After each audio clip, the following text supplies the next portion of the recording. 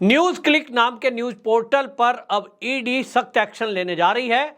इसी बीच देश के अंदर से कई राजनयिकों ने देश के राष्ट्रपति और सीजेआई को यह पत्र लिखा है कि इस तरह का कोई भी देश विरोधी एक्टिविटी करने वाला व्यक्ति बोलने की आजादी की बात करते हुए, प्रेस की फ्रीडम की बात करते हुए देश विरोधी षड्यंत्र रच रहा है, ऐसे में उसके खिलाफ सख्त एक्शन लिया जाए।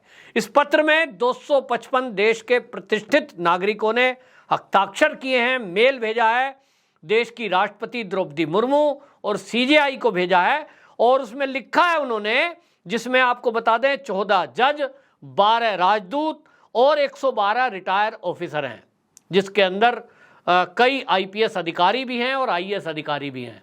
उनका कहना है कि जिस तरह की गतिविधि ये न्यूज क्लिक के द्वारा हुई, ये हमारा जो दुश्मन देश है चीन, उसके साथ मिलकर के उसके इशारे पर हमारे देश का जो भूभाग है, हमारे देश का एक प्रदेश है अरुणाचल प्रदेश, उसको चीन के क्षेत्र में दिखाना, यानी नक्शे के साथ छेड़छाड़ की गई और उसकी एवज में चीन उनको पैसे दे रहा था और ये लाखों रुपए यहां कुछ पत्रकारों को आए, जिसमें पिछले दिनों आपने सुना होगा प्रेस कॉन्फ्रेंस करके भारतीय जनता पार्टी के जो नेता हैं उन्होंने और सूचना प्रसारण कानून जो मंत्री हैं अनुराग ठाकुर, उन्होंने अभिसार शर्मा का भी नाम लिया था। अब सख्त एक्शन लेने की बात हो रही है, जहां एक तरफ ईडी ने पिछले दिनों इस मामले को लेकर के कार्रवाई की थी, तीस्ता सिंह तलवार को पकड़ा था, लेकिन आपने देखा कि उसको सुप्रीम कोर्ट में किस तरह से छुट्टी के दिन जमानत दे दी गई। अब देखा जा रहा है कि ईडी दोबारा से एक्शन में आई है, इस पर सख्त एक्शन होने वाला है। इसमें आपको बताएं, ये कहा कि ये कोहली जिस तरह की बातें करते हैं कि हम तो स्तंभकार हैं, हम तो जो है लिखने वाले हैं, एडिटर हैं, वो इस देश का पांचवा स्तंभकार ना होकर पांचवा स्तंभ बनने का प्रयास कर रहे थे। यानी देश की सरकार को कैसे गिराना है, उसके खिलाफ क्या षड्यंत्र करना है, ये षड्यंत्र में शामिल थे। अभी तक ईडी को इस मामले में जो डिटेल मिली है उसको लेकर के उन्होंने कोर्ट में ये प्रस्तुत कर दिया है कि देखिए हमारे पास ये डिटेल है, ये पैसे हमें बरामद हुए हैं, ये जानकारी बरामद हुई है। तो आपको बताऊं कि उसको देखते हुए ईडी की कोर्ट ने भी ये माना है कि वाकई में ये अपराध हुआ है और पैसे का लेन देन हुआ है। प्रथम दृष्टा देखने से ये लग रहा है कि ये बहुत गंभीर मामला है, इसमें ईडी को अब अनुमति मिल गई है आगे की कार्रवाई करने की। अब जब ईडी को कार्रवाई करने की अनुमति मिली है तो अब आप समझ लीजिए अभिसार शर्मा का नाम आ ही रहा था, तो अब देखेंगे कि आपको वो अगले कुछ दिनों में हो सकता है जेल की सलाखों के पीछे जाता दिखाई दे, यानी ईडी की गिरफ्त में। इसी तरह तीस्ता सिंह तलवार, जिसकी जमानत अभी मंजूर हुई थी, उसको भी दोबारा गिरफ्तारी हो सकती है। इस मामले में कुछ जो ईडी ने दस्तावेज अभी कोर्ट में प्रस्तुत किए, उसमें उन्होंने बताया कि तीस्ता सिंह तलवार का जो फैमिली है, इनको एक अमेरिका के उद्योगपति हैं और उन उद्योगपति से नेविल राय सिंघम, ये नेविल राय सिंघम जो है यूं तो कहने के लिए अमेरिका का कारोबारी है, लेकिन चीन की हुआई कंपनी जो है उससे संबंध है और चीन की कंपनी इसको पैसा देती है, आगे ये पैसा यहां भारत में दे रहा है। यही खेल चल रहा है। इसमें कई राजनीतिक दल के नेता भी आएंगे और ये नेता भी इसी तरह से पैसा लेते हैं। चीन देगा किसी कंपनी को पैसा, वो कंपनी अमेरिका में होगी, इटली में होगी या वो फ्रांस में होगी, और फिर चीन उन कंपनी को पैसा देगा, ये कंपनी वाले आगे पैसा देते हैं। देखने में ऐसा लगेगा, प्रथम दृष्टा कोई चेक करेगा ट्रांजैक्शन, भाई बैंक की डिटेल ही देखी जाती है, एजेंसियां तो यही देखती हैं, कहेंगे साहब अमेरिका का फलाना एक कंपनी चलाने वाला है, उसने हमें ऐड दिया था, उसने हमें काम दिया था, इसकी वजह से वो पेमेंट दे रहा है। देखने में लगेगा सिंपल है, लेकिन अब एजेंसियां जिस तरह से सतर्क हैं, कुछ पत्रकारों के और कुछ जो ये एनजीओ टाइप के चलाने वाले लोग हैं, इनकी हरकतों से जो लग रहा था कि किस तरह की देश विरोधी भाषाएं लगातार बोल रहे थे, मोदी सरकार को घेरने के लिए झूठी झूठी पोस्टें डालते थे। और एक तरफा मतलब आप सोचिए, कोई पत्रकार है या कोई न्यूज चैनल है या न्यूज पोर्टल है, उसका क्या काम है कि वो हर घटना पर संज्ञान ले तो बराबर ले।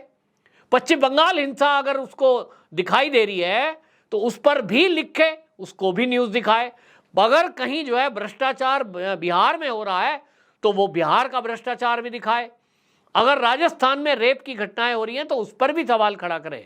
लेकिन अगर कोई न्यूज पोर्टल या न्यूज चैनल केवल भारतीय जनता पार्टी शासित राज्य और केंद्र सरकार से सवाल पूछता है, बाकी मामलों में नहीं, तो निष्पक्षता पर सवाल खड़ा होता है, पत्रकारिता के धर्म पर सवाल खड़ा होता है। और इसीलिए ये डाउट में आया कि आखिरकार क्या मामला है कि जो चीन की भाषा है वो ही ये बोल रहा है। इसमें पक्का है कि राजनीतिक दल के नेता, मैं नाम लेना नहीं चाहता, आप अच्छे से समझते हैं।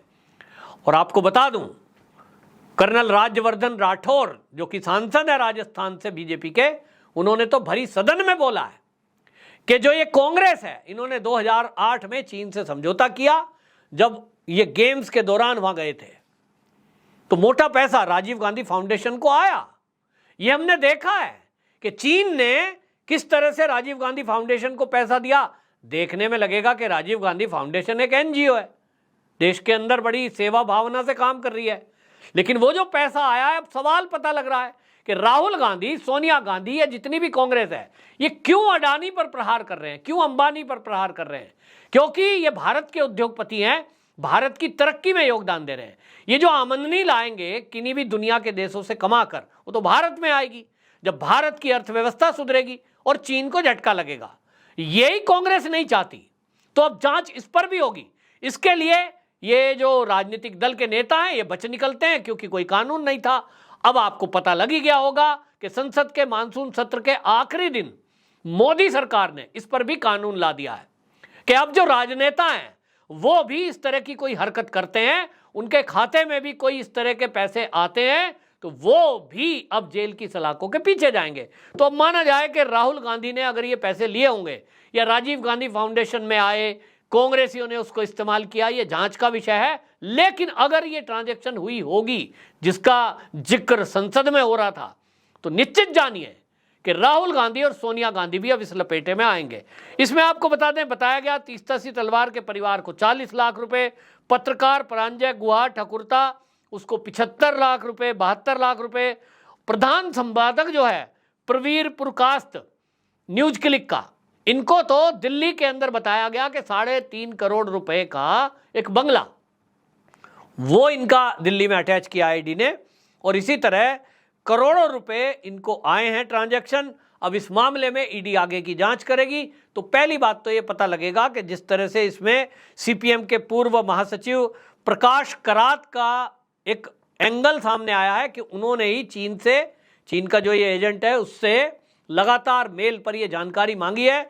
और इसमें कम्युनिस्ट पार्टी का चरित्र जो कि पहले से डाउट में है, ये तो वही लोग हैं ना कि जब चीन ने हमला किया था 62 में तो ये रेड कारपेट बिछा रहे थे। ये कम्युनिस्ट वही लोग हैं कि हमारी सेना को ब्लड की जरूरत पड़ी तो इन लोगों ने ब्लड डोनेट को मना कर दिया कि भाई चीन के खिलाफ लड़ रहे हैं, हम दान नहीं देंगे, खून नहीं देंगे।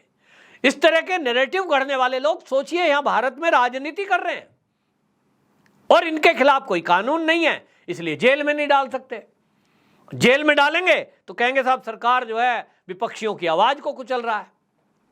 ये जो अभी कांग्रेस ने गठबंधन बनाया है INDIA, ये क्या है? इसको मोदी जी ने नया नाम दिया है घमंडिया।